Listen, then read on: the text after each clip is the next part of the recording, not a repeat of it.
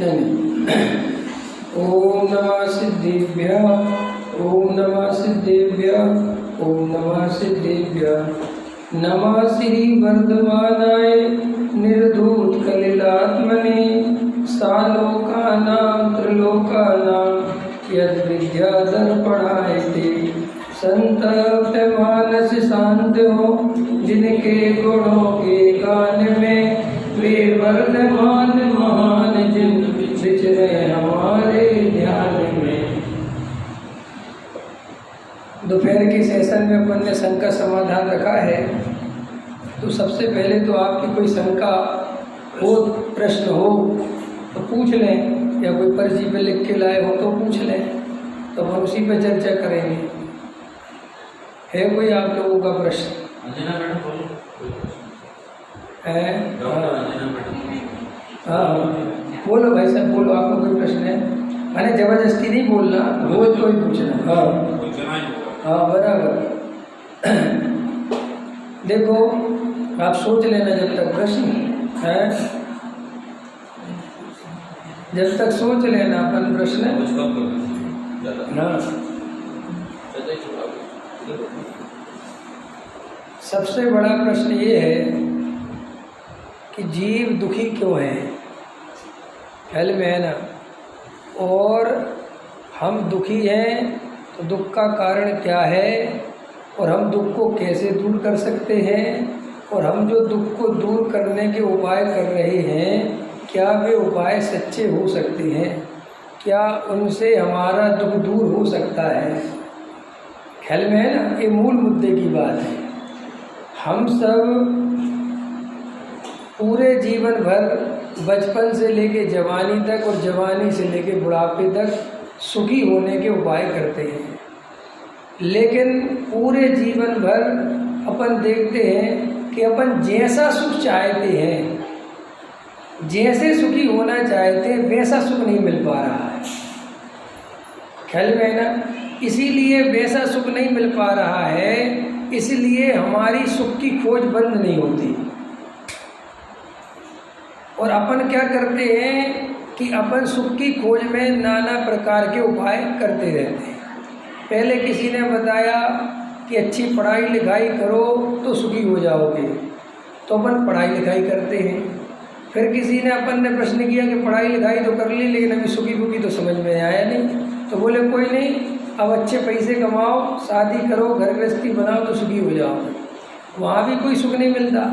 फिर किसी ने कहा बड़ा मकान बनाओ, किसी ने गांव से छोड़ के शहर में जाओ, फिर किसी ने कहा विदेश में जाओ।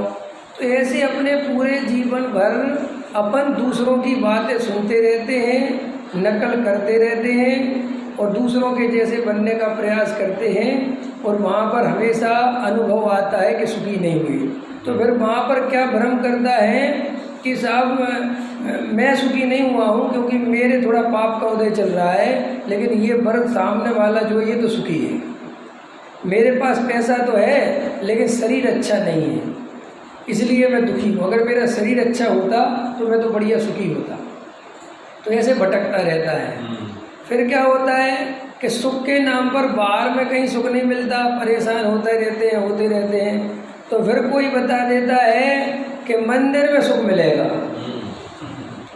ख्याल में है कि धर्म में सुख मिलेगा। तो जो अज्ञानी जीव है वो तो मंदिर भय के कारण आता है। काय के कारण आता है? केवल और केवल भय के कारण। और भय वो आज से नहीं है, वो भय बचपन से ही दिया जाता है। ख्याल में है ना? तो उस भय के कारण मंदिर आता है, और मंदिर में आके भय के कारण भगवान की पूजा भक्ति पाठ वगैरह करता है कि मेरे काम बन जाए, मेरा ये हो जाए, मेरा वो हो जाए। तो फिर ऐसे चलता है। सुखी तो तब भी नहीं होता। फिर अपन क्या हुआ, ये मैं अपनी कहानी सुना रहा हूँ जो अपन के साथ हुआ है। फिर अपन क्या हुआ कि अपन ऐसे मंदिर आते थे और संयोगों में घर गृहस्थी में लगे रहते थे।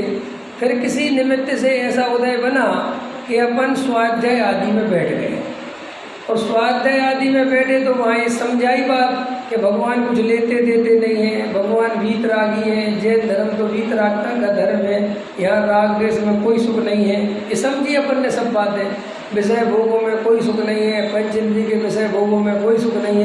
संसार विषय सुख होता तो तीर्थंकर क्यों त्यागे, काये को सिर्फ साधन करते संयम सो अनुरागे। सो अब इसके वहाँ पर इसने वस्तु स्वरूप जो समझा वहाँ पर आधा अधूरा समझा, पूरा नहीं समझा। तो क्या सोचने लगा कि मैं दुखी इसलिए हूँ कि मैं घर गृहस्थी में लगा हुआ, मैं दुखी इसलिए हूँ कि मैंने शादी विवाह कर लिया, मैं दुखी इसलिए हूँ कि मैं पैसा कमाने में लगा हूँ। तो धर्म के नाम पर क्या किया कि इनको छोड़ना चाहता है। धर्म के नाम पर स्त्री पुत्र आदि से द्वेष करने लगता है, सोचता है कि इनके कारण मेरा संसार चल रहा है, इनके कारण मैं बंधा हुआ हूँ। तो वहाँ पर धर्म के नाम पर इनसे द्वेष करता है और देव शास्त्र गुरु और साधर्मियों से राग करने लगता है और ऐसा समझता है कि ये कुछ विशेष धर्म हो रहा है। ख्याल में है कि नहीं आया? अथवा फिर निर्वृत्ति की ओर बढ़ जाता है, पंच इंद्रिय के विषय भोग बुरे हैं बुरे हैं बुरे हैं, छोड़ो छोड़ो छोड़ो, अरे जिंदगी भर तो खाया है अब तो खाना छोड़ दो। तो क्या सोचता है कि सही कह रहे हैं, खाने में कोई सुख नहीं है। तो क्या किया कि दाल में पानी मिला लिया। तो सोचता है कि रूखा सूखा खाएंगे, दाल में पानी मिला के खाएंगे, बिना घी की रोटी खाएंगे तो धर्मात्मा हो जाएंगे। इसको भ्रम से वैराग्य समझता है। अभी आपको लगता है, आपको हंसी आती है, लेकिन जब अपने अंदर जाके देखोगे तो कहीं ना कहीं हम ऐसे ही धार्मिक होना चाहते हैं। और अगर हमारे जीवन में नहीं है तो हम सोचते रहते कि वो धन्य घड़ी कब आएगी कि जब मैं रूखा सूखा खा लूँगा और मुझे कोई खाने का राग नहीं रह जाएगा। खैर, तो जैसे खाने पीने में ही धर्म और नहीं खाने पीने में धर्म और खाने पीने में अधर्म, तो अपनी कसायों को दबाता है, अंदर कसाएं रुलती रहती हैं और शमशानिया वैराग्य जगाए रहता है, 12 भावना पढ़ता रहता है, सब क्षणभंगुर है, कोई साथी नहीं है, सब स्वार्थी है। ऐसा कर करके परिणति में वैराग्य सा उछलता है, सो इसे वैराग्य मानता है। ख्याल में है ना? वस्तु पराई माने अपनी भेद नहीं करता, इस तरफ ध्यान नहीं देता। कल रात को समझाया था ना, भोजन कौन करता है? आत्मा के शरीर। बोलो, अरे भोजन करना किसका धर्म है? अरे भाई ये पुद्गल की विशेषता है, ये पुद्गल में होता है सब कुछ, मिलना बिछुड़ना, परमाणुओं का आपस में स्कंद बनना फिर बिछुड़ जाना, ऐसी इस शरीर की, इस पुद्गल की व्यवस्था है। इसमें देखो, ऐसे अपन ने भोजन किया, इस शरीर में कोई खून, कोई मज्जा, कोई हड्डी, कोई कुछ है ना, बन गया ना। तो भाई वो पुद्गल की विशेषता है, उसमें आत्मा का कोई लेना देना नहीं है। तो भूख है बराबर है, आत्मा खाने का भाव करता है, बिल्कुल ठीक कह रहे हो, लेकिन वो भाव आत्मा का स्वभाव नहीं, वो विभाव है, बराबर। और दूसरी बात, वो खाने के भाव से लड़ना झगड़ना नहीं। वो तो मुनिराज भी खाने का भाव करते हैं, लेकिन मुनिराज को पाप नहीं लगता। मुनिराज खाने का भाव करते हैं कि नहीं? अरे बोलो, मुनिराज आहार करने जाते हैं कि नहीं? और आहार करते हैं कि नहीं? तो मेरा प्रश्न है, मुनिराज को पाप क्यों नहीं लगता है? लिप्सा से कुछ लेना देना नहीं है, वे भोजन में करता ही नहीं। ऐसा सुना शास्त्रों में ऐसा आता है कि हे देव, तुझे अब भूख लगी है, समझ में आया कि नहीं आया? और तेरा मेरा एक क्षेत्र अवगाह संबंध है, सो चलते हैं। तेरे पुण्य प्रमाण अगर तेरे उदय में होगा तो खा लेना। कि तुम क्या करोगे कि हम तो अब भी जान रहे और देख रहे हैं, और जब तुम भोजन करोगे तो तब भी जानेंगे देखेंगे। मुनिराज तो देह को पड़ोसी देखते हैं, जैसे पड़ोसी भोजन करे तो तुम क्या मानते हो कि मैं भोजन कर रहा हूँ? हम आपके घर में भोजन करने आए तो आप क्या मानते हो? पंडित जी भोजन कर रहे हैं, ये तो नहीं मानते कि मैं भोजन कर रहा हूँ, नहीं मानते ना। तो देखो देह को पड़ोसी बताया। तो श्री गुरु कहते हैं कि असली जो तेरी समस्या ये है कि वस्तु पराई माने अपनी भेद नहीं करता।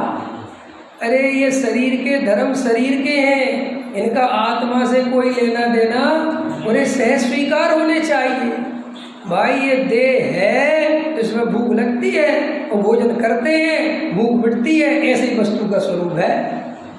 अभी मैंने पीछे एक प्रवचन किया था, लोग क्रिया कांड को बड़ा धर्म मानते हैं और करते हैं, नहीं करने की कोई बात नहीं, और बड़े अपनों का अहंकार करते हैं। लेकिन ये भोजन आदि का त्याग करना, इसमें क्या धर्म है? पूछो कैसे? अरे भाई इस पर्याय में, मनुष्य पर्याय में भोजन आदि करना पड़ता है तब शरीर चलता है कि नहीं? ऐसा निमित्त नैमित्तिक संबंध है। अगर तुम भोजन नहीं करोगे तो 2 दिन में चक्कर खा के गिर जाओगे, और अगर अपन अभी मर के देवगति में चले जाएं तो क्या करोगे कि भोजन नहीं करेंगे, क्योंकि देवगति का जो शरीर है उस शरीर में भोजन डालना नहीं पड़ता, उस शरीर की वैसी व्यवस्था है। और मनुष्य गति का जो शरीर है इसमें ऐसी व्यवस्था है, तो इसमें बहुत परेशान नहीं होना, सहज रहना। क्या करना? और इसमें सहज नहीं रहोगे तो असहजता में धर्म नहीं होता। नहीं समझ में आया? आपको पता है ये जो हमारे पूरे जीवन भर समस्या चल रही है, समझो आप भगवान की पूजा कर रहे हो, उदाहरण दे रहा हूँ ताकि आपको समझ में आ जाए। आप भगवान की पूजा कर रहे हैं, आप 10 साल पहले आपके शरीर में ताकत थी, मजबूत था, तो आप खड़े खड़े पूजा कर लेते थे, ठीक है ना, और आपका बहुत आनंद आता था, बहुत उपयोग लगता था। अब लेकिन भैया शरीर में उतनी ताकत नहीं बची, अब वो खड़े खड़े नहीं कर सकता। अब तुम जबरदस्ती उसको खड़ा करते हो कि ये 3 लोग के नाथ हैं, मैं इनके सामने कैसे बैठ जाऊं। ये सब व्यर्थ की कल्पनाएं हैं। ऐसा जैन धर्म है ही नहीं कि 3 लोग के नाथ हैं और भला। अरे भाई हमारे तो भगवान वीत रागी है, फिर रागी तो ऐसी थोड़ी। हमारे भगवान ने कभी थोड़ी कहा कि तुम खड़े खड़े पूजा करो। भाई शरीर में सामर्थ्य हो, जितनी स्थिति हो वैसा करना, नहीं हो तो बैठ जाना शांति से। क्यों? जैन धर्म खिंचाई करने का नाम, खेच करने का नाम नहीं है। आगे से में तो सब आलसी हो जाएंगे, सब प्रमादी। तुम सबकी जिम्मेदारी क्यों लेते हो? तुम खुद ईमानदार बनो ना। नहीं समझ में आया? नहीं समझ में आया? अरे भाई, अरे बहन जी अपना पर्स संभाल लो, कल में आए कि नहीं आया, हाँ संभाल लेंगे कि नहीं संभाल लो, चोर बहुत है, हाँ देख लेंगे कि नहीं आप इधर उधर देखो कोई ले जाएगा। अरे बहन जी तुम्हें ही कुछ ज़्यादा चिंता हो रही, तुम तो चोर नहीं हो ना। कि नहीं मैं तो नहीं, ऐसे कहते भाई तुम अपनी ईमानदारी रखो ना। तुमने ये जगत का ठेका क्यों ले रखा है? और कम से कम श्रोताओं को तो बिल्कुल नहीं लेना चाहिए। वक्ताओं की तो थोड़ी बहुत जिम्मेदारी बनती भी है कि भाई मैं जो बोल रहा हूँ कोई गलत ग्रहण ना कर ले, लेकिन श्रोता को तो अपना आनंद करना चाहिए, जगत का भार बिल्कुल नहीं रखना चाहिए। भोजन जीवन यात्रा के निर्वाह के लिए शयन है, आवश्यक है, बराबर है। जबरदस्ती का कुश्ती लड़ाई कोई लाभ नहीं है। लेकिन इसके साथ में जो आजकल एक वो परंपरा चल रही है कि पानी साबुन कुएं पे लाओ, खाना करो, नमक 2 घंटे का हो, बराबर सारी चीजें परिवारों में उत्पन्न करनी, ये सब क्या है? ये देखो भैया ऐसा है, ये जो आचरण है ये पंचम गुण स्थान वर्ती श्रावक का है। ये जो उत्कृष्ट आचरण है ये सामान्य ग्रस्त के लिए आचरण नहीं है। और हाँ बराबर सुनो तो। और दूसरी बात ये है कि जो ये चरणन योग है ये द्रव्य क्षेत्र काल भाव की शर्त से बंधा हुआ है, ये हमारे हाथ में नहीं है। कुएं का पीना, पानी पीना ना कभी धर्म था ना धर्म है, ना धर्म का उससे कोई संबंध है, इसे व्यवस्था है। हाँ अरे और आप सुनो जी, अभी ये तो बहुत अच्छा है। अभी आपने मेरे प्रश्न सुने नहीं होंगे हैं, अभी अपन से जुड़े नहीं है, अभी को जोड़ देना। ये जो आपके प्रश्न है ना, इन सब प्रश्नों के मैंने घंटों जवाब दे रखे तर्क युक्ति से।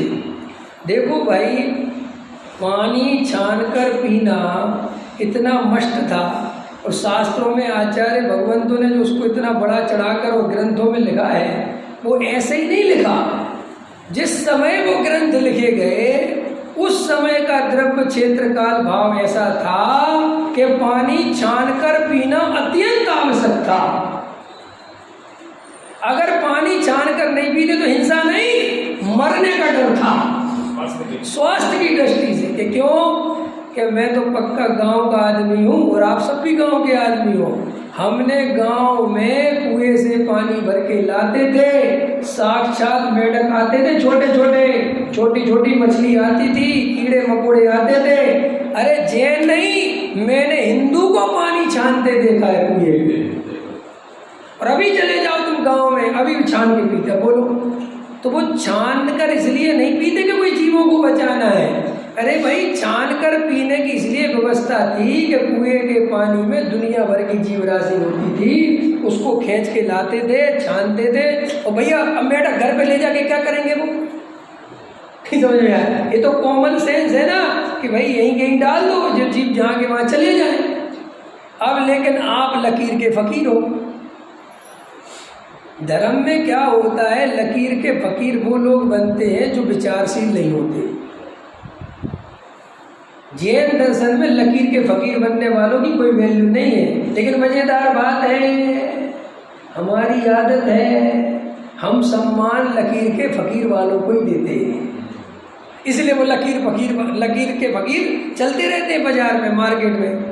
देखो, कोई आदमी पैर के बल चले तुम उसे सम्मान दोगे? देखोगे खड़े होके? जल्दी बोलो। कोई आदमी पैरों से चले तो खड़े होके देखोगे? नहीं देखो। और कोई आदमी सिर के बल चले देखोगे कि नहीं देखोगे? है? एक आदमी, अमेरिका की बात है, एक आदमी को प्रसिद्ध होना था। अब उसके पास कोई कुछ तो आता जाता नहीं था, उसको ना कोई उसमें कोई ऐसी बुद्धि थी, ना कोई विशेषता थी, ना कोई बात थी, कुछ नहीं थी, लेकिन उसे प्रसिद्ध होना था। तो उसने बहुत दिमाग लगाया कि यार मैं प्रसिद्ध कैसे हूँ, मुझे दुनिया कैसे जाने। ख्याल में है ना? तो एक सर्कस आया उसके शहर में, तो उसमें सर्कस में गया तो उसने सर्कस वाले को देखा तो यार ये बहुत होशियार आदमी है और ये बहुत दिमाग लगाता है। ख्याल में है कि नहीं है? इतने तमाशे दिखाता है, इसको जरूर पता होगा कि प्रसिद्ध होने का क्या उपाय है। तो गया तो बोले यार मुझे प्रसिद्ध होना है, मैं क्या करूं? तो उसने कहा बहुत सरल है। ख्याल में है ना? एक तो आज से मौन व्रत ले लो। क्या ले लो? मौन। और अपनी पीठ पे टांगो आईना, पीछे क्या टांगो? आईना। और एक मुड़वा लो मूंछ। समझ में आया? इतनी मूंछ पूरी नहीं, सिर्फ इतनी, और इतने बाल। ख्याल में है ना? सारा माने सारी दुनिया से तुम अलग दिखना चाहिए। उसने कैसे प्रसिद्ध हो जाऊंगा? बोले बिल्कुल 100%। समझ में आया? और चुप रहना, कोई पूछे कि ये क्या है जवाब मत देना, बस आंख बंद कर लेना और ऐसे लगना कि तुम ध्यान में चले गए। ख्याल में है ना? उसने कहा अच्छा। गया, निकला, वही बांधा पीछे शीशा। ख्याल में है ना? और ऐसे बाल कटवा के निकला। अब दो लोग खड़े होकर देखे ये क्या है, ये कौन है? भाई पहले तो उसे कोई नहीं देखता था, वो सब देखने लग गए। और लोग पूछे कि ये क्या है, तो बस आँख बंद कर ले। और ये तुमने कहा ये तो कोई पहुंचा हुआ संत है, ये तो कोई भाई साहब बहुत आराधना का आधार है, ये तो बड़ा आराधक है, ऐसा तो हमने संत कभी देखा ही नहीं। और वो ऐसे चुपचाप घूमता रहे। लोग उसके पीछे पीछे चलने लगे कि मौनी बाबा आज कुछ बोलेंगे, आज कुछ बोलेंगे, आज कुछ बोलेंगे। भाई भीड़ तमाशा बढ़ता ही जाए। तो तमाशा इतना बढ़ गया कि कुछ लोगों ने कहा हमें दीक्षा दे दो। समझ में आया? हमें भी साधु बना लो। तो उन साधु का नाम पड़ा मौनी बाबा शीशे वाले। कि जो शीशा क्यों टांगते हो कि सब रहस्य हैं, मैंने बहुत बड़े बड़े रहस्य खोदे हिमालय में, किसी को नहीं बता सकता। जब तुम मेरे साथ संग साथ करोगे, सत्संग करोगे, एकांत में बताऊंगा। नहीं समझ में आया? नक्कटा वाला उदाहरण तो सुना है। सो ऐसी जो मूर्खों की फौज खड़ी होती रहती है। एक्चुअली में हमारी नेचर ऐसी है कि हमें कठिन चीज में मजा आता है। कैसी नेचर है हमारी? कठिन समझिए ना आप। आपने को नेचुरल चीज समझ में नहीं आती, जो अत्यंत कठिन हो, समझ में आए कि नहीं आए? अपने भगवान इतने बढ़िया यहाँ विराजमान है, तुम्हें इन भगवान में मजा नहीं आएगा। लेकिन यही भगवान उठा के कोई दूर पहाड़ में विराजमान कर दें और 10 किलोमीटर चल के जाना पड़े, तो तुम्हें इससे बढ़िया भगवान दुनिया में दूसरे नहीं लगेंगे। अभी महेंद्र जी करके आए ना बड़े बाबा के यहाँ, हैं? हम लोग बचपन से जाते हैं वहाँ कुंडलपुर। तो एक बार क्या हुआ, मैं कुंडलपुर गया, तो कुंडलपुर गया तो मैंने देखा इतनी लंबी लाइन लगा रखी महाराज जी ने, कोई साधु आए थे, बहुत भीड़। तो भैया कम से कम वो लाइन लगी होगी पूरे नीचे से लेके जहाँ तक वो बाबा का वो मंदिर, वहाँ तक। वो पुरानी बात बता रहा हूँ बहुत, अब नहीं। तो भैया क्या है कि आज दर्शन सिर्फ आधा मिनट के लिए मिलेंगे। कितने मिनट के लिए मिलेंगे? अब भैया लग गए लाइन में, कभी कुंडलपुर और से बड़े बाबा लग गए।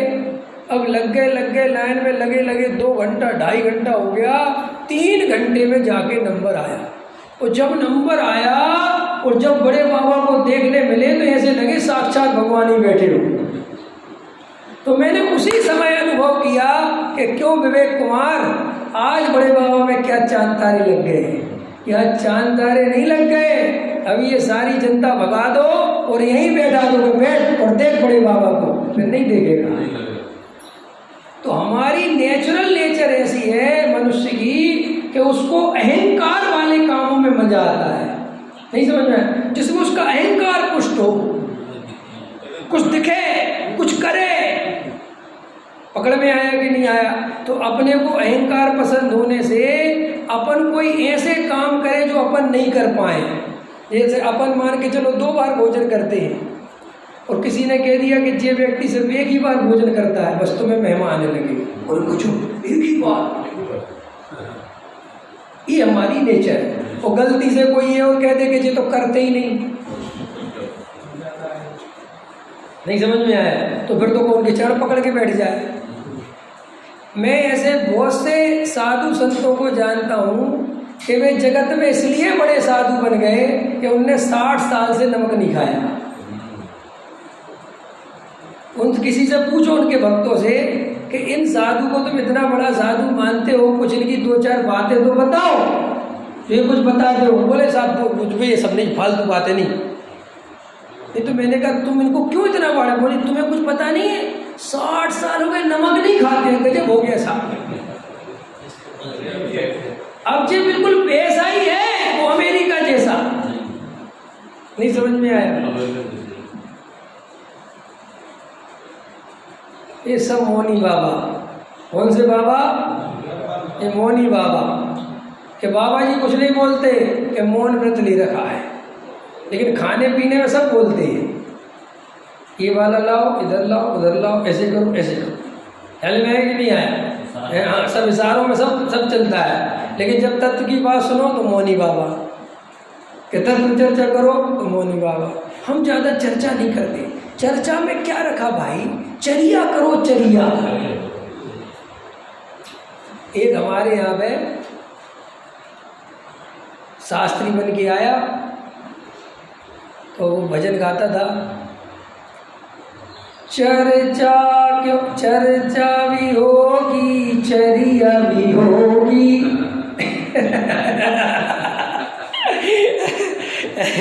मैंने 2-4 बार सुना, मैंने क्या धरा, मैंने कहा ये तो सुना था वेद ज्ञान की चर्चा होगी, है ना, आत्म अनुभव की बात होगी, ये तुमने कहाँ से लाया? अरे यार बोले यार अपन पे आरोप लगाते ना कि अपन चरिया नहीं करते, इसलिए जोड़ दिया मैंने, चर्चा क्यों चरिया भी होगी। ख्याल में है ना?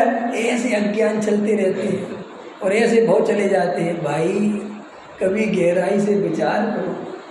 आचार्य भगवंतों ने मुनि व्रत धार अनंत बार ग्रेवे को बजायो, पेनिज आत्म ज्ञान बिना सुख लेस न पायो। अरे हमारे मुनिराजों ने, हमारे आचार्य भगवंतों ने विषय भोगों की बुराई नहीं करी, घबराना नहीं। क्यों? कि वे जानते हैं विषय भोगों को तो दुनिया बुरा बताने वाली है भाई। अरे पाप बुरा है, पाप बुरा है। अगर ये सुनने के लिए तुम जैन धर्म में जन्मे हो और ये सुन के खुश हो रहे हो तो तुम तो कहीं भी जन्म जाते, सब जगह पाप बुरा है। इसके लिए जैन धर्म नहीं है। पुण्य पाप मिल दोए पायन बेड़ी डाली।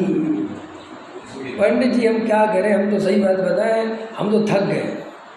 कई लोग ऐसे प्रश्न आते होंगे ना मन में कि रोज सुनते हैं यही सब बातें और करें क्या? कुछ नहीं करना है। करना क्यों है? जैन धर्म कुछ करने का नाम नहीं है। जैन धर्म तो वस्तु स्वरूप को स्वीकार करने का नाम है।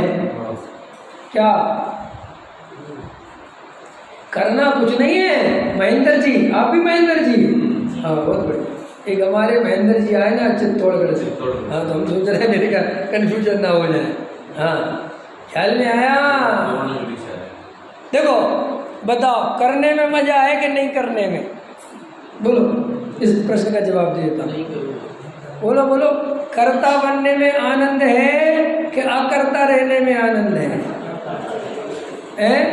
अकर्ता रहने में। लेकिन कभी अकर्ता का आनंद जाना ही नहीं। इसलिए पूरे टाइम करना करना करना, कुछ तो करने मिल जाए, भले ही धर्म के नाम पे ही सही। डॉक्टर साहब कहते थे आत्मा का ध्यान होता नहीं है। आत्मा का ध्यान करना नहीं पड़ता, ध्यान होता है। तो कहते थे कि हमें समझाते तो कहता था वो तो ठीक है, लेकिन ये बताओ ध्यान में करना क्या है? कुछ तो करने बताओ, कुछ तो बताओ, ध्यान में कुछ तो करना है। अरे ध्यान इसी का नाम है कि मैं कुछ करने वाला नहीं हूँ, मैं जानने वाला हूँ। ऐसे जानने में मस्त रहना, इसका नाम ध्यान है।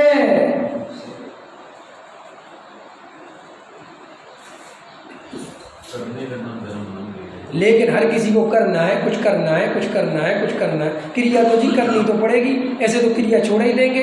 अरे भैया, क्रिया का निषेध कौन करता है? लेकिन तू क्रिया करनी पड़ेगी, इस कर्तृत्व का निषेध कर दे।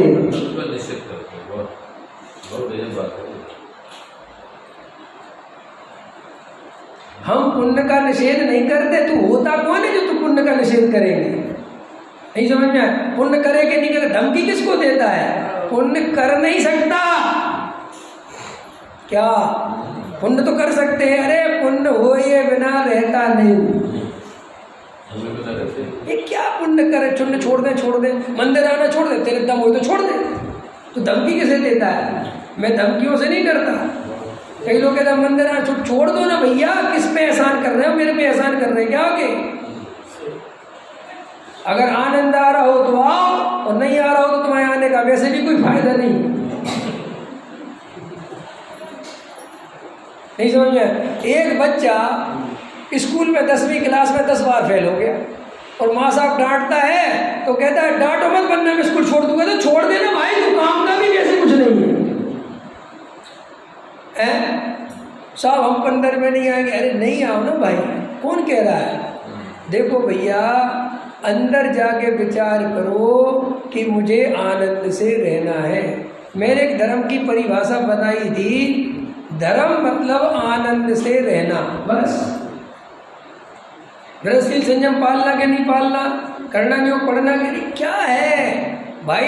समय लगता हो, उपयोग लगता हो, समय हो तो पढ़ो। अब तुम्हारे पास ले दे के 1-1.5 घंटा तो है ही, और उसमें तुम कर्म प्रकृतियां समझने में लग गए, तो क्या करोगे? अरे भाई, मूल मुद्दे का काम करना चाहिए। नहीं समझ में आया? कई लोग कहते हैं फिर इतनी जिनवाणी क्यों लिखी? तो मेडिकल में जाके क्यों नहीं पूछते इतनी सारी दवाई क्यों रखी, जब मुझे इसी पर्चे की खानी है? हैं? अरे भैया तेरे लिए नहीं रखी, ये सबके हिसाब से जिसको जैसा रोग हो उसके हिसाब से रखी है। तो करणानि योग, चरणानि योग, प्रथमानि योग, अरे भाई ये आगम की परिपाटी है। प्रथमानि योग नहीं होगा तो जो पहले अनंत महापुरुष हुए और तीर्थंकर आदि हुए और वे सिद्धालय में विराजमान हुए, तो ऐसी प्रमाणिकता साक्षी भाव तुझे कहाँ से दिखाएंगे कि ये साक्षात हुए? डर मत। प्रथमान योग तो सिर्फ इसलिए है कि देख इतने जीव आनंद में गए स्वरूप में, सब चक्रवर्ती आदि पद को ठुकरा के गए। प्रथमान योग सिर्फ इसलिए लिखा गया है कि तुझे डर लगता ना, जैसे अपन लोग में भी क्या करते, तो साहब मैं IIT का एग्जाम मैं तो नहीं दूंगा, कि डर मत, बिल्कुल मत घबरा। अरे 50 बच्चे निकलते हैं साल, तो तैयारी करना, वो तो इसके लिए है। प्रथमान योग इसके लिए है। चरणानि योग क्या है? ज्ञानियों को जब सम्यक दर्शन आदि की प्राप्ति होती है तो उनके द्वारा जो बाहर के जीवन में आचरण प्रतिफलित होता है उसको लिखना, उसको बताना, उसका नाम चरणानि योग है। समझो समझो समझो। चरणानि योग के कारण मुनिराज चरणानि योग नहीं पालते क्या? चरणानि योग के कारण मुनिराज चरणानि योग नहीं पालते। मुनिराज जिस पालते हैं वो चरणानि योग है। भाई चरणानि योग कैसे लिखा गया कि भाई कोई जीव पंचम स्थानवर्ती हुआ तो उसके जीवन में जो जो स्थिति बनी, जैसे जैसे भाव बने तो वैसे लिख दिए। अब उसमें क्या हुआ कि भाव तो लिखे दो कसाय चौकड़ी के भाव, पूर्वक, दर्शन प्रतिमा, सामायिक प्रतिमा, यहाँ से समझना ध्यान से। अब जो बाहर के द्रव्य क्षेत्र काल भाव थे तो वे तो भैया चाहे कहीं पे भी हो, जैसी परिस्थितियां थी द्रव्य क्षेत्र काल भाव के हिसाब से उनका पालन होता था। लेकिन कोई लकीर का फकीर बनाए और उसी में अटका रहे तो काम नहीं चलेगा। और फिर दूसरी बात, जब हमारे पास सम्यक दर्शन नहीं है तो हमें सम्यक दर्शन की ओर बढ़ना चाहिए कि सम्यक चारित्र की चिंता करनी चाहिए? बोलो। एक आदमी लखपति है तो उसे लाख रुपए की चोरी नहीं हो जाए, ये तो उसका विकल्प ठीक है, लेकिन वो करोड़ों रुपए की चोरी ना हो जाए, ये विकल्प ठीक है? क्या कहोगे कि भैया तुम लाख रुपए है तो लाख ही की चिंता करो। ऐसे ही जब अभी अपन का सम्यक दर्शन का ही ठिकाना नहीं है, अपनी श्रद्धा ही कमजोर है, अपना तत्व निर्णय कमजोर है, तो अभी हम कैसे रहे, कैसे उठे, कैसे बैठे? अरे भाई इसकी जगह अभी तत्व विचार में ताकत लगाओ। कितने घंटे स्वाध्याय करें? बोलो कि 8 घंटे, 10 घंटे, 12 घंटे के सुनो, ये हम नहीं बताएंगे। जितना भी टाइम मिले तत्व विचार में उपयोग लगाओ, क्योंकि अभी अपना अधूरा काम वहाँ पड़ा हुआ है। ऐसा मत करो कि श्रद्धा सही हुई नहीं, तत्व निर्णय हुआ नहीं और बोले साहब हमने समय सार तो बहुत सुन लिया, अब मैं थोड़ा प्रथमान योग सुना दूँ। ऐसे नहीं चलेगा। पहले समय सार का जो काम था वो हुआ कि नहीं, ये बताओ। हाँ ये करना दृष्टि ठीक कराना, बस पहले दृष्टि तो ठीक कर। अभी अगर तुम्हें कर्ता कर्म की बुद्धि चलती है, पर्याय बुद्धि चलती है, सो भाव में उपादेय बुद्धि चलती है, तो प्रथमान योग पढ़ना कि द्रव्यान योग पढ़ना? कि क्यों कि अगर तुम्हारी विपरीत बुद्धि है और तुम प्रथमान योग, करणान योग, चरणान योग पढ़ने बैठ जाओगे तो और ज्यादा बुद्धि खराब होगी। ये सम्यक दृष्टि ज्ञानी ही पढ़ पाते प्रथमान योग, सम्यक दृष्टि ज्ञानी ही पढ़ पाते करणानि योग, सम्यक दृष्टि ज्ञानी ही पढ़ते चरणानि योग। क्यों कि उनके पास अंदर भेद ज्ञान की कला है और वो जानते हैं कि ये व्यवहार नय का कथन है। देखो प्रथमान योग है। अब प्रथमान योग की शैली क्या है कि भरत चक्रवर्ती थे या कोई राजा थे, कोई महाराजा थे, तीर्थंकर थे, तारा देखा और टूटता तारा देखा, अपना बाल सफ़ेद देखा, है ना, उल्का पिंड गिरते देखा, कुछ ऐसी क्षणभंगुरता देखी, दीक्षा ले ली, वैराग ले लिया और अपना ध्यान किया और श्रेणी माणी और मोक्ष ले गए। अभी प्रथमान योग की शैली अब तुमने भी तारा टूटते देखा। हे भगवान, हमें कब आएगा बैराग? तीर्थंकर तो देखो तारा टूटते ही चले गए थे, मेरे बाल सफ़ेद हो गए, मैं तो अरे भाई ये क्या कर रहे हो? तीर्थंकर को कैसे बैराग आया? तारा टूटना तो निमित्त था। अरे अंदर क्या है, भगवान आत्मा की दृष्टि थी, वो तो उसके आधार से आगे बढ़े, और तू तारा टूटने के चक्कर में आगे बढ़ेगा तो क्या करेगा? अब वर्तमान योग में यही होता है कि वो ये तो लिखता नहीं कि इनने किया क्या, नहीं समझ, उसमें तो सीधा लिखा होता है बस भैया ध्यान किया वो चल, लेकिन ध्यान में हुआ क्या क्या, कैसे श्रेणी बढ़ी, कैसे तत्व। अरे भरत जी दीक्षा लेके चले गए, लेकिन भरत जी कौन थे? छायक सम्यक दृष्टि थे, पहले उनका तत्व निर्णय क्लियर था। यहाँ तत्व निर्णय का भरोसा नहीं, तत्व निर्णय किया नहीं, कुछ तत्व विचार है नहीं, वो दीक्षा लेने की पड़ती है। सो ये सब विचार करना, धर्म कठिन नहीं, धर्म सरल है। धर्म तो आनंद में रहने की चीज़ है। धर्म मतलब क्या?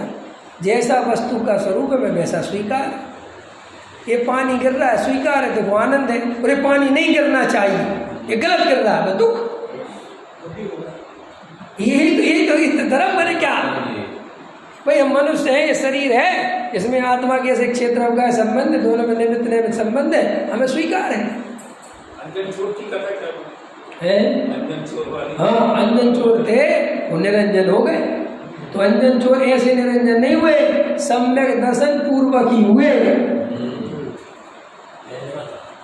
और अरे चाहे अंजन चोर हो, चाहे भील हो, चाहे कोई भी हो, कोई भी निरंजन सम्यक दर्शन के बिना नहीं हुआ है।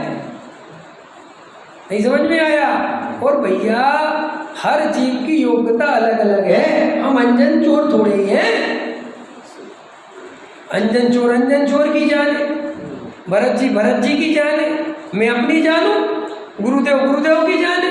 हम किसी की कॉपी करने के लिए नहीं जन्मे, और सबसे बड़ा अधर्म यही है कि हम कॉपी करने में लगे। कोई थाली धो के पीता है, पीते ना थाली धो के, हाँ, तो क्या होता है कि उनके साथ में आते, हम तो थोड़े खतरनाक इस टाइप के रहे। तो दिल्ली में हमारे साथ कई त्यागी वृत्ति जैसे भोजन करने गए, तो वे थाली धो के पी ली उनने, तो मैं तो नहीं पीता।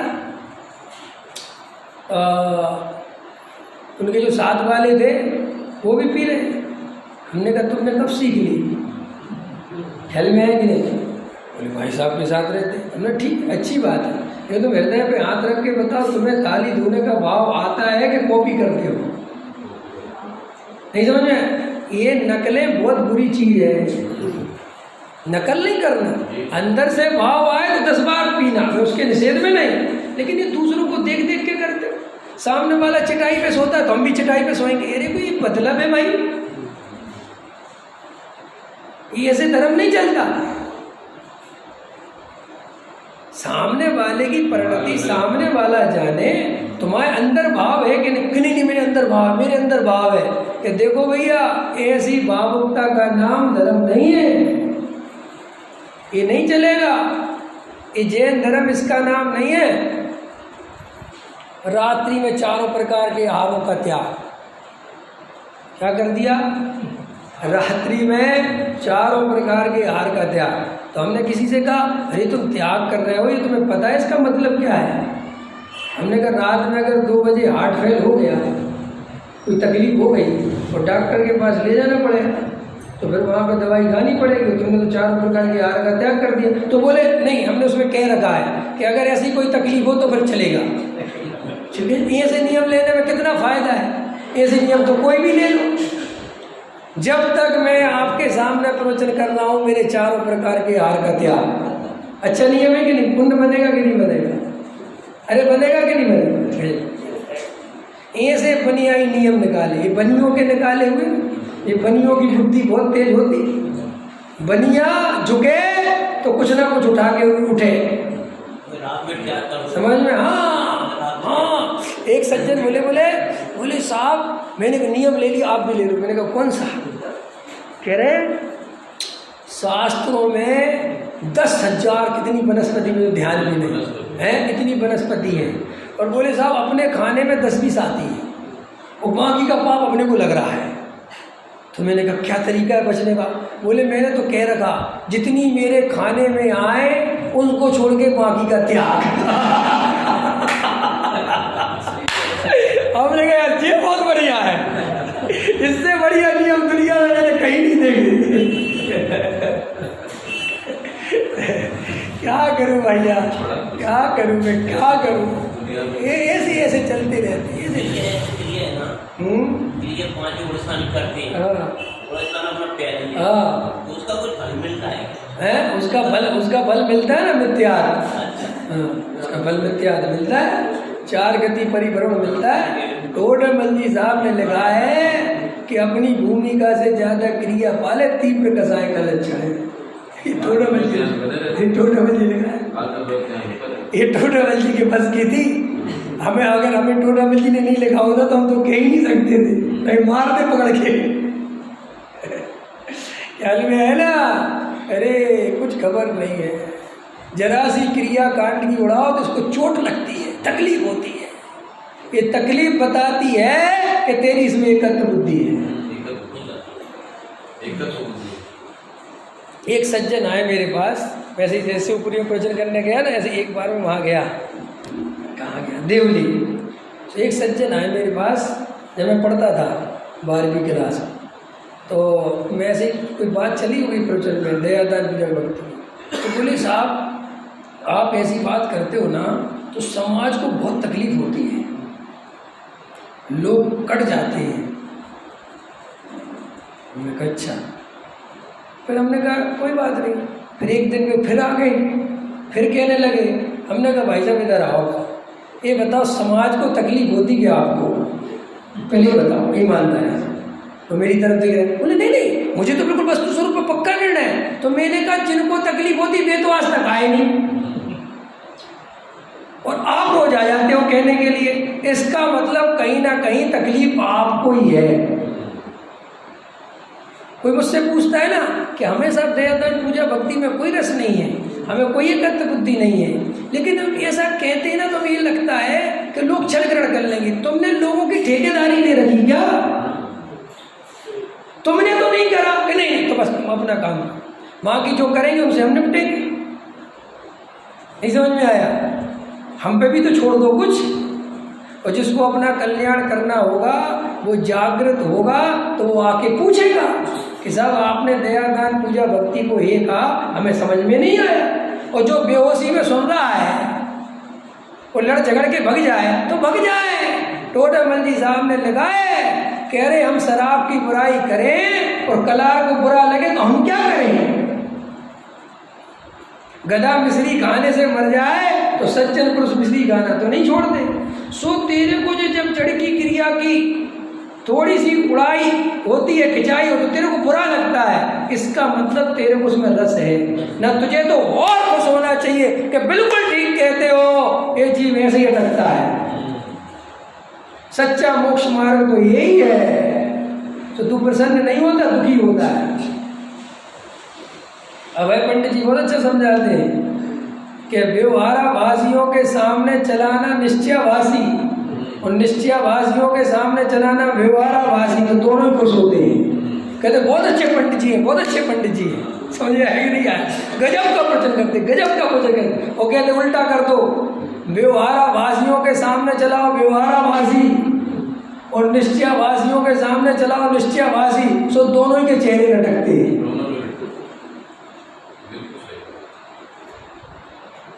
लेकिन मुझे अब दोनों में रस नहीं है, मेरा तो आजकल उभयाभासी में इंटरेस्ट है। क्योंकि ये दो वाले तो आजकल दिखाई नहीं देते, अब एक तीसरी फौज खड़ी हो गई है उभयाभासियों की। इनसे निपटना बहुत भारी काम है, क्योंकि इनने दोनों हाथों में लड्डू ले रखे हैं। अब अगर अपन इस लड्डू की बात करते तो ये दिखा देते हम पे ये भी है, और अगर इस लड्डू की बात करते तो ये भी दिखा देते, वो कहते हम ये भी। अब करें क्या? क्योंकि व्यवहाराभासी के पास निश्चय नहीं, निश्चय के पास व्यवहार नहीं, और इसने तो दोनों पकड़ रखे, तो ये तो दोनों से धमकाता है। समझ में आया ना? समझ में आया? अरे टोडामल जी साहब जैसा विद्वान सही पूछो तो हजारों वर्षों में होता है। मैं तो जब टोडामल जी साहब को पढ़ता हूँ ना तो मुझे लगता है यार ये भी क्या व्यक्तित्व हुआ है, क्या गजब सोचते हैं। बताओ 300 वर्ष पहले ओबियावासी जैसी चीज कल्पना करना, लगाना, समझना, और कैसे खड़ा करते हैं वो, गजब है साहब। ये जब 7वां अधिकार पूज्य गुरुदेव श्री ने पढ़ा तो आपको विश्वास नहीं होगा, हाथ से लिख लिया। गुरुदेव ने कोई जीवन भर कोई चीज लिखी तो केवल 7वां अधिकार, ना उन्होंने कलम नहीं चलाई कभी किसी चीज के लिए। तो किसी ने कहा कह रहे जी आपके लिए तो है, लिखते क्यों है? क्या बोले इतना बढ़िया है कि मन करता है वो कैसे करके लिख लूं। सोचो बात, गुरुदेव जैसा व्यक्तित्व। टोडामल जी के 7वें अधिकार पर गुरुदेव ऐसा रीझते थे, कहते थे ये तो इस पंचम काल में भूल सुधारने के लिए महाशास्त्र है, ऐसा शास्त्र है नहीं कहीं।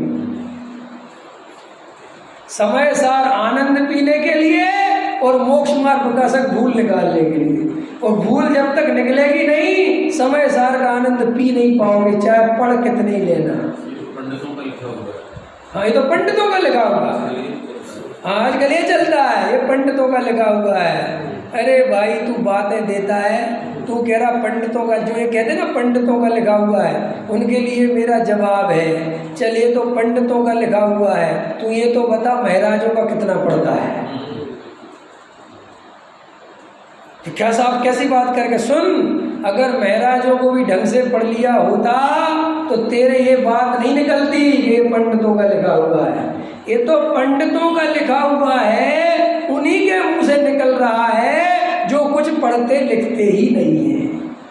पंचम काल के पंडितों ने भी क्या पढ़ा? अरे साहब एक से एक ज्ञानी, एक से एक ज्ञानी। अभी मैं इन भाई साहब के साथ था ना, महेंद्र जी और हम थे ना जिनेन्द्र कुमार जी, तो मैंने अभी रास्ते में एक बात कही।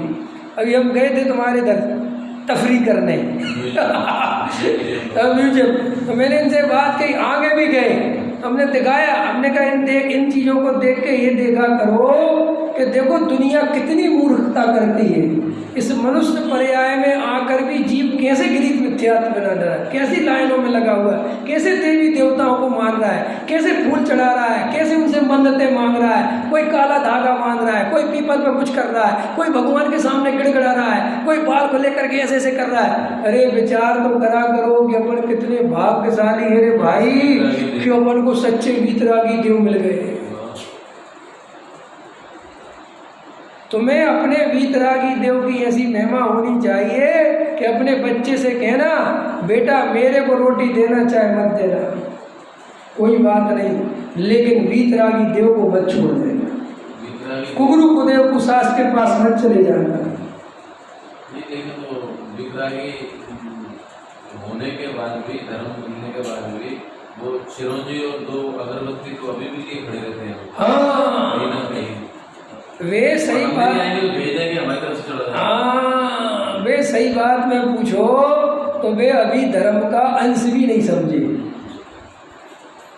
कुछ नहीं समझे। पक्षपात में धर्म नहीं भैया। तुम देखो किसी की महिमा होना अलग बात है, लेकिन महिमा में अतिरेक होना अलग बात है। अतिरेक गलत बात है। सम्यक दृष्टि के साथ जैसा व्यवहार हो सकता है, सम्यक दृष्टि की प्रशंसा हो सकती है, पूजा नहीं। क्या कहा मैंने? सम्यक दृष्टि की प्रशंसा हो सकती है, खूब महिमा हो सकती है, खूब, लेकिन पूजा नहीं हो सकती।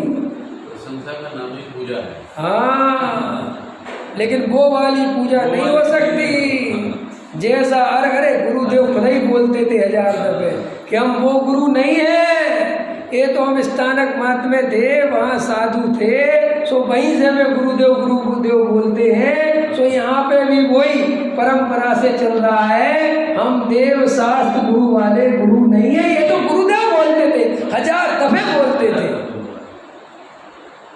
लेकिन मैंने क्या कहा, किसी को क्या करे भैया, ये तो अपन को समझना है। ये अपन को जो अवसर, धर्म मतलब बोलो आनंद से रहना, धर्म मतलब, और अगर आप आनंद से नहीं रह पा रहे हो तो समझ लेना धर्म समझ में नहीं आया। कि नहीं साहब आनंद में तो तब रहेंगे जब अपनी आत्मा में रमेंगे, अभी काहे का आनंद, नहीं धर्म समझ में नहीं आया, कभी नहीं रम पाओगे, क्योंकि तुम तो पहले ही से सिर मटका रहे हो कि जब रमेंगे। ये तो वही हो गया, जब आत्मा शुद्ध होगा तब शुद्ध मानेंगे।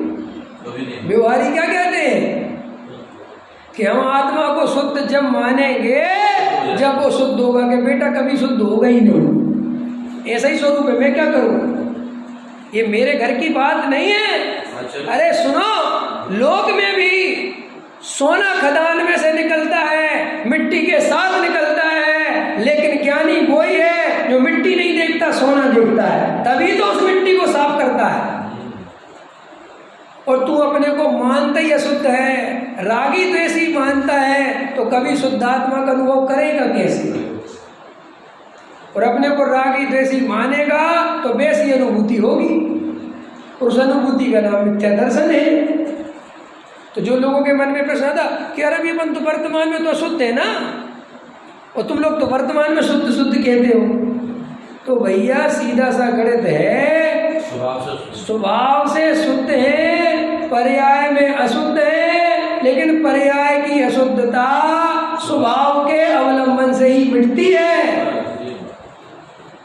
अपने को शुद्ध मानने से मिटती है। लोक में भी यही व्यवस्था है कि सुनो, घोड़े को पानी पिलाओ, अब घोड़े को कुएं के पास ले गए, और पहले रहल चलती थी ना ऐसी, रेहट की आवाज़ आए तो रेहट की आवाज़ आवे तो घोड़ा भाग जावे, तो वो घोड़सवार कहता है रेहट बंद कर, मेरा घोड़ा पिचकता है, पानी नहीं पी। सुनो महाराज, ये रेहट चलेगा तो ही पानी आएगा, अब इस रेहट चलते ही में पानी पिला सको तो पिलाओ।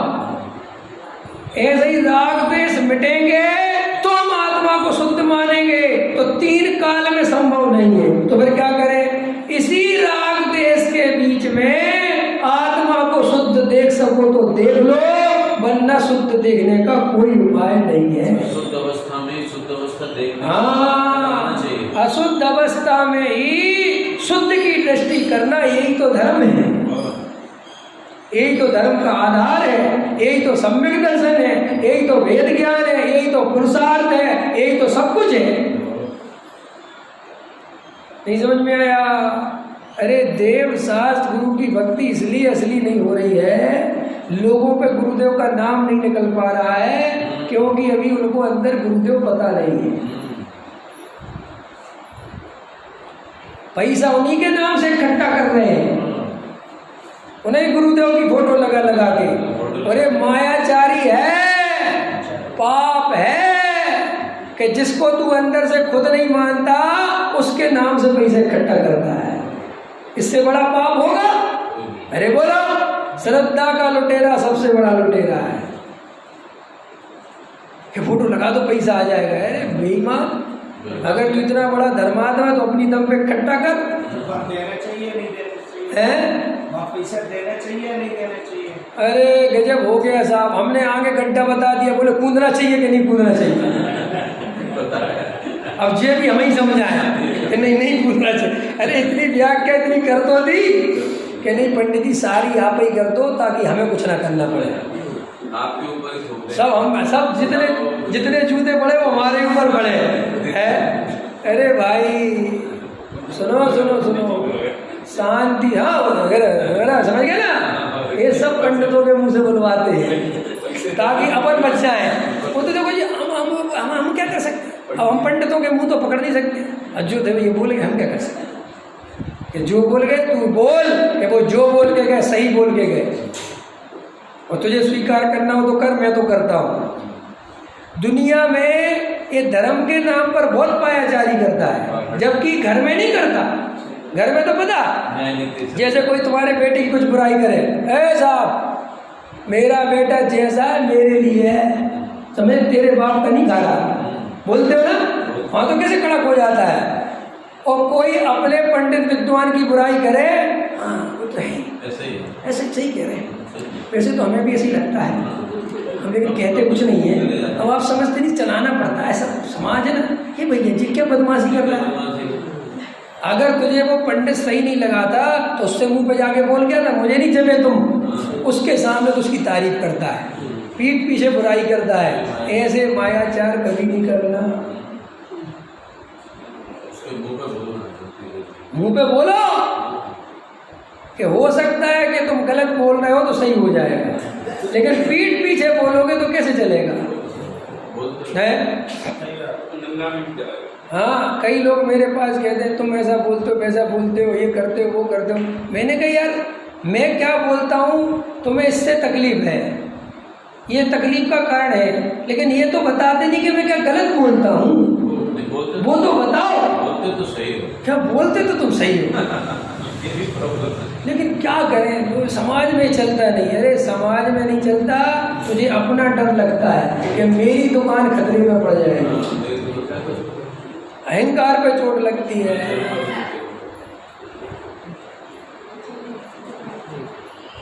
अभी सब जगह यही चल रहा है कि भैया कि वो विवेक को उसको मत बुलाना, नहीं तुम्हारी दुकान और बंद हो जाएगी। ख्याल में रहन दो वो अरे कमाल है, तू अपने आप को धर्म का प्रवक्ता कहता है, तू अपने आप को वक्ता कहता है, तू जिनवाड़ी का उपासक कहता है, और तू इतना ईमानदार नहीं है कि एक ईमानदारी की बात कोई कर रहा है तो उसको बढ़ावा देवे, उसको नीचे करता है और उससे अकेले में कहता है। मुझे कई मिलते हैं जो मैं इस अकेले में कहते बता तो तुम बहुत बढ़िया रहे हो, एक बात तो पक्की है। तो हमने कहा अच्छा बता बढ़िया रहा हूँ तो तुम मेरा प्रवचन कितने लोगों को भेजते हो? फिर हमें इतनी हिम्मत नहीं करता, मुझे डर लगता है, नहीं समझ में आया? मैं ग्रुप वगैरह में कहीं नहीं भेजता कि क्यों कि मेरे ऊपर ठप्पा ना लग जाए कि मैं विवेक का भगत हूँ। विवेक का भक्त माने बहुत खतरनाक, और मैं तो सबसे बना के रखना चाहता हूँ, इसलिए मैं तो चुपके से सुनता हूँ आपको।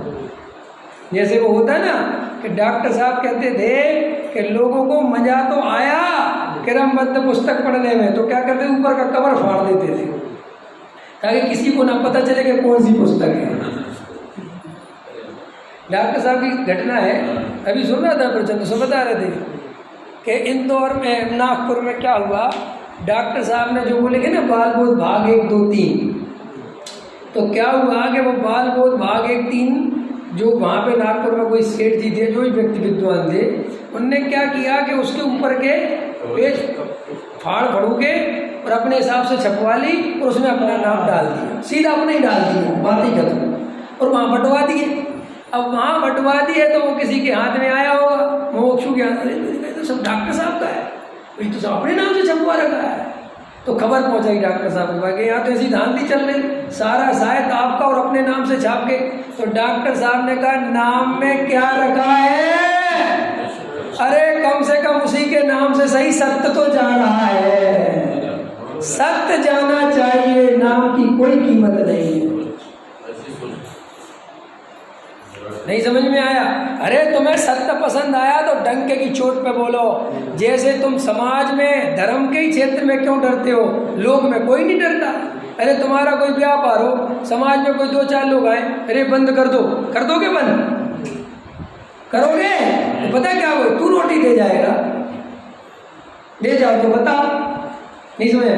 कई दफे जब मैं दिल्ली में रहता था तो कई आ जाते थे लोग, तो कहते थे तुम विद्वान हो, तुम व्यापार धंधे में लगे रहते हो, स्वाध्याय में नहीं आ पाते। तो मैंने कहा ठीक है साहब, मेरी थोड़ी स्थिति ऐसी है, अभी मेरी नई नई शादी घर गृहस्थी है, और मेरे पास पीछे से मैं बहुत गरीब आदमी हूँ, मैं कोई रईस आदमी नहीं हूँ, मुझे थोड़ा भी करना पड़ेगा। अरे नहीं नहीं, ये तो सब कसाय भाव है, फलाना है, ठिकाना है, और अपन को ये करना। तो मैंने कहा एक काम करो, तुम 50,000 रुपये महीने मांगो और जिम्मेदारी तो मैं छोड़ देता हूँ। तो फिर तो क्या भैया हवा खा के जिएंगे? हैं?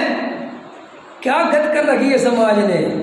विद्वान व्यापार करे तो पापी, खतरनाक देखे ना मामला, नहीं करे तो और बड़ा पापी। तो करे क्या करे बताओ? जैसे मेरे पास कभी कभी आ जाते लोग, तो मैं वहाँ पे जैसे मान के चलो मंदिर में जाते हैं, तो वो कहते हैं यार विवेक जी से मिलना है, विवेक जी से मिलना है। अब कोई कहते था विवेक जी का तो आज प्रवचन नहीं हो तो नहीं आए, तो कहते मिलना है मैं तो मेरे पास फ़ोन आता है कि भैया वो विवेक जी से मिलना, तो कहते ले आओ फैक्ट्री में ले आओ। अब वो वहाँ में मेरे को जीन्स टी शर्ट में देखता है, कहता बातें बड़ी बड़ी और देखो हालत क्या है। तो मैंने कहा तू क्या चाहता है मैं कुर्ता पजामा पहनूं पूरे टाइम? नहीं समझ में आया? तो एक काम कर पहन लेता हूँ, घर पर लाख रुपए महीने भेज। नहीं समझ? अरे जब मैंने घर गृहस्थी बसाई है, मेरे को पत्नी रखने का राग है, बाल बच्चों का राग है, तो कमाने का राग भी होना ही चाहिए। ऐसा नहीं है कि राग की पूर्ति तो करेंगे हम और उनका भरण पोषण करेगा समाज, ऐसे नहीं चलेगा। समझ में आया? अरे भैया लेकिन हमारी तो आदत है ना, हम तो कुछ समझ रहे ना कितनी स्थिति खराब है। देखो भाई, अरे सॉरी